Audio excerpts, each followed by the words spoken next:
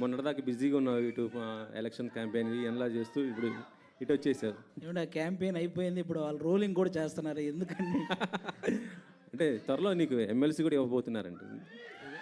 MLC Janasena తరపు నుంచి నీకు ఎమ్మెల్సీ వస్తుంది అనేసి అయితే ఉంది. అలాంటివి ఏం లేవండి. నేను కళ్యాణ్ గారి కోసం వర్క్ చేశాను.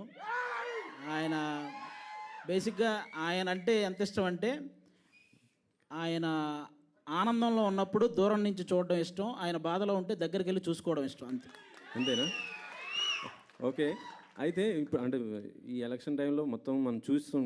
కాకపోతే ఏంటంటే కొంత అల్లు అర్జున్ గారి పైన కొంత ట్రోల్స్ చేస్తున్నారు. అది పర్టికులర్ కొంత ఏరే వాళ్ళు సంబంధించి. మీరు కూర్చుంది అల్లు అర్జున్ గారి థియేటర్లో, మనం అల్లు అర్జున్ గారి గురించి ఇప్పుడు ఒక నేషనల్ అవార్డు విన్నర్ అండి. ఆయనకి మనం ఆయన మీద ఎవరైనా ట్రోల్ చేసే వాళ్ళకి నేను జనరల్గా చెప్తున్నాను, కళ్యాణ్ గారికి కానీ లేకపోతే మెగా ఫ్యామిలీ వాళ్ళకి కానీ ఎవరికి కూడా అలాంటి ఫీలింగ్ ఎప్పుడూ ఉండదు. వాళ్ళంతా ఎప్పుడూ ఒకటే.